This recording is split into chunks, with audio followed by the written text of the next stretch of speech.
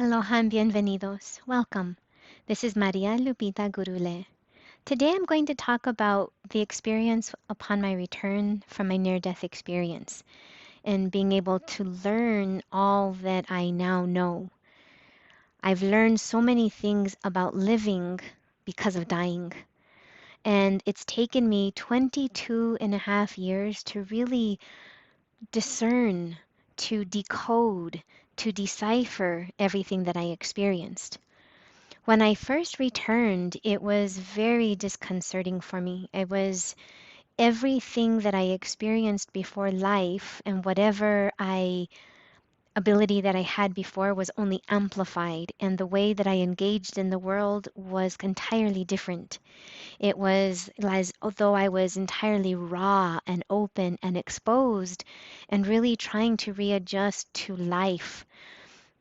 And the reason that it's so challenging when we return is not only do we have to come back into life where those problems and challenges of life still exist, we still have to endure all of the challenges and everything that we were already experiencing, yet we have another challenge and another layer of trying to understand what happened to us. So when I came back, I would have nightmares. I would have spontaneous images and feelings that were very anxiety causing because I didn't fully understand exactly what this was. I could feel this new kind of way of being. It was like a new energy, a new vibe, like an anxiousness or a sensation inside of my body that was very, very different than what I knew before. I had difficulty sleeping and I had my two children. I was going through one of the most difficult periods of my life at the same time while trying to reacclimate and learn what was happening both inside while managing what was happening on the outside. All of these visions, images, impressions, words, and everything that I was getting was driving me crazy inside. People thought that it might have been a postpartum depression, but I really truly feel that it was part of that, but more of just not fitting in the same way.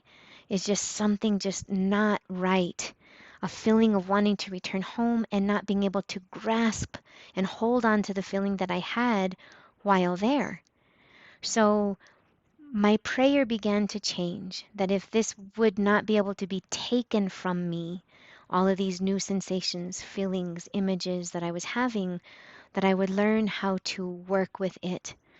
And being able to have these really deep and personal conversations with both my mom, Bernadette, and my grandma, Hinoveva, her mom, my mom's mom, they both were able to help me understand that God gives gifts to all of us and that it is a great responsibility and for using it and being used by God.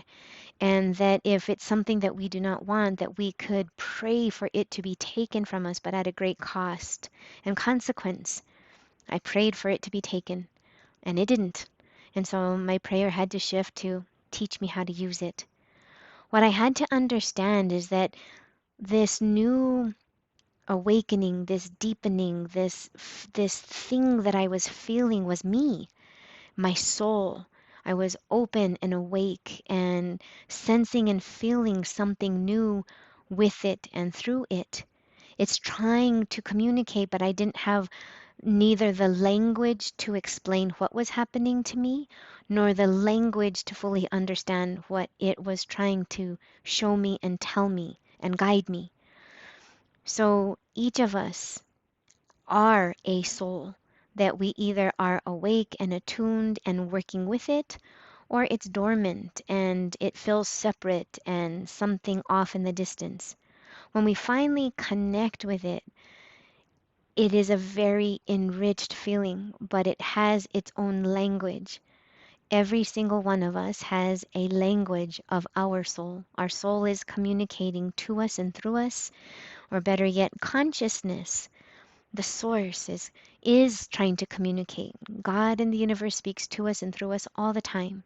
And our own inner voice is also there, our soul, to provide us guidance as well. So these two parts becoming Well, the first part was recognizing the soul, because these are truly two separate parts. I will honestly say that I really didn't fully attune to the second part until the experience I had on October 3rd of 2022, just 3.5 months ago. So for 22 years, having a certain level, and then this other experience just took it over the edge. Okay. And so I learned over those 22 years this language, and I had to go inside to learn it. Now, I did try seeing other people, but all they were able to show me was their language. And I still had difficulty until I understood, oh, well, every single one of us has it, and we're all using our own separate words to try to describe the same things. And we are describing it in the way that we see it for ourselves. And the way that you see it might be very different. So you have your own inner language with your own soul that it is trying to communicate to you. And it's your job to quiet your mind enough to be able to listen and then to begin to learn its language through the images, the sensations, the impressions, the visions, the images, the knowings that you have. All of that is part of it. That is the language of the soul. And it's frustrating at first because we would imagine and think that we automatically know this language. And children are born with it naturally. Here's the most incredible part is that the youngest of children, before they learn actual English words or whatever native language that they speak with their mouth to communicate with others, is that they have their own inner language with all of the universe, totally attuned. So that as they learn language, it's like they unlearn their inner language. Our jobs as parents is to help children maintain their soul language while simultaneously understanding the language of the world, the language of words, the spoken language, because we communicate with our essence before we ever speak a word. So communication begins with communion, and that communion is from within, and that's up to each of us to discover. So there is a process, and there is some techniques that you can use to discover your own unique language with your soul. And there are so many people out there that are, teaching these different skills, and they're skills. And so what I discovered is that, again, we have a language of the soul. And through my own inner work, being able to develop that language, that I've been able to get the guidance, get the clarity, have the answers, not only for myself, but to be able to sense and feel it for another. And I know that comes from the near death experience, the removal of those layers of perception that allows people like me to see. And in fact, I see more without the physical vision. So may we close our eyes so that may we truly see. So I had an experience this morning with two profound messages, and the way that it works today, okay, is one of the ways that I get some of the deepest messages is oftentimes through a meditative and cleansing healing bath. Water is a conductor of energy. And so oftentimes when you're in a place of knowing, you might get a lot of insights, inspirations, answers to problems, solutions to issues, or things might pop into your mind when you're either in the bath or the shower. So pay attention. So I had a deep, profound download in the bath today. I'll share that message in the next video. And so the way this is for me is that I immerse myself into bath. It's a water. It's a ceremonial type of thing where I'm really just honoring myself. So it's like a very relaxed bath. Sometimes I'll light a candle, use either salts or oils, and then I just submerge myself. Sometimes I'm listening to music, and then I just let myself drift off. And then because I'm always in the place of contemplating God and the universe and the questions and spirituality, that's where my questions gravitate. And so I'll tend to get really intense, very deep in spiritual downloads. And then another way is through an active meditation, which I did also get again today. And so out of the bath, I began to, of course, get ready, drying the body, putting on lotions, getting dressed, combing your hair. It's like you are on autopilot. And as I go into autopilot, I'm giving my body a job to do.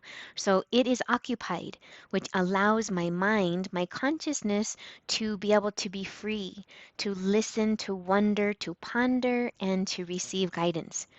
And so, through an active meditation, you can also receive some profound information.